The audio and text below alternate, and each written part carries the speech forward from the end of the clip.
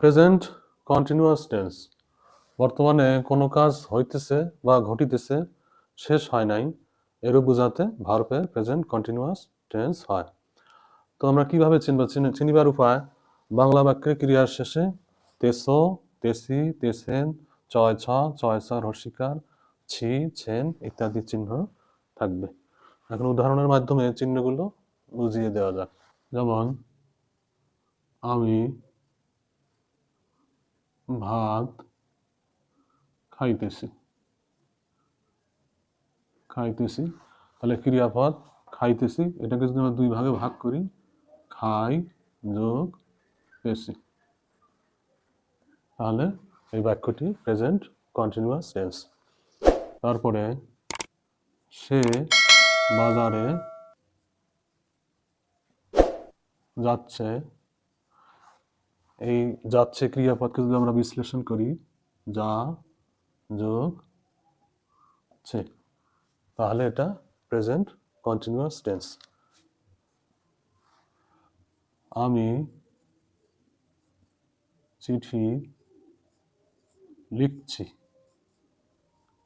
লিখছি, লিখছিকে বিশ্লেষণ করলে লিখ যোগ ছি, তাহলে বুঝতে হবে এটি প্রেজেন্ট কন্টিনিউয়াস টেন্স। বাবা নামাজ পড়ছেন,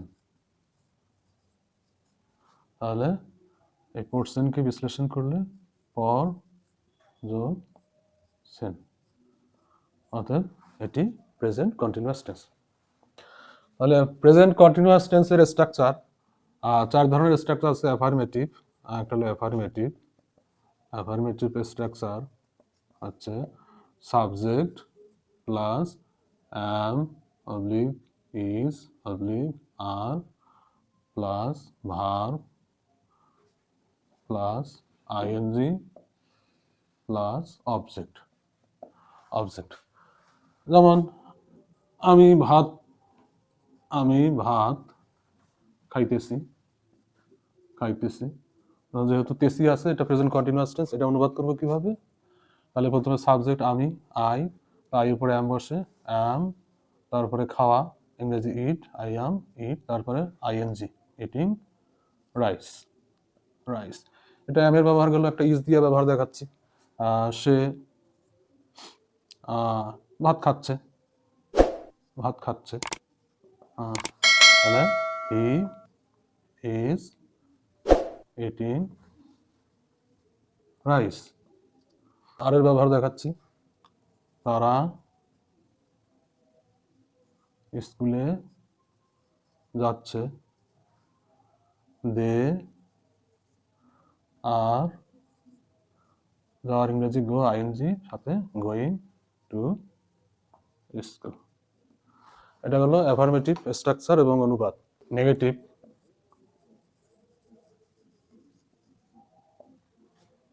নেগেটিভে subject plus am, is, are সবই ঠিক থাকবে, শুধু অ্যাম ইজের পরে নট বসবে। Not plus verb plus ING plus object.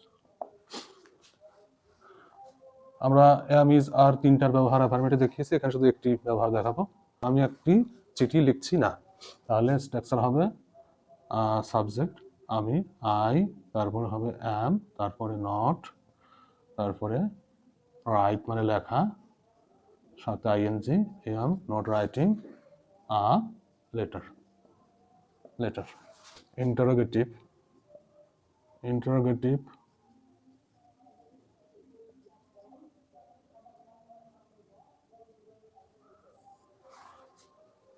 Interrogative structure হবে এম ইজ আর, সাহায্যকারী ভাব সামনে চলে আসবে, am is are plus subject plus verb plus ING plus object, object.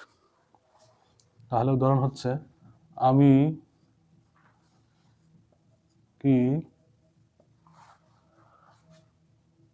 একটি বই পড়িতেছি, এখানে একটা প্রশ্নবোধক চিহ্ন লাগবে। হ্যাঁ, আমি কি একটি বই পড়িতেছি, তাহলে স্ট্রাকচার অনুযায়ী আমির জন্য অ্যাম বসবে, তাহলে অ্যাম আই রিডিং, রিড মানে পড়া, তার সাথে ING, reading a book.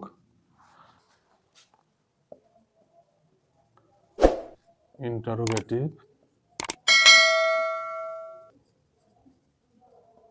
Negative form, interrogative negative form এটা হচ্ছে am, is, are plus subject plus not plus verb plus ING plus object plus note of interrogation. যেমন সে কি একটি আপেল খাচ্ছে না? নেগেটিভ ইন্টারোগেটিভ নাও থাকবে, প্রশ্নবোধক চিহ্ন থাকবে। এটার ট্রান্সলেশন এই স্ট্রাকচার অনুযায়ী করবো। সের জন্য ইজ আসবে, ইজ, তারপরে subject he is, he not, তারপরে ভার্ব ইট, ইটের সাথে ING eating, apple and apple.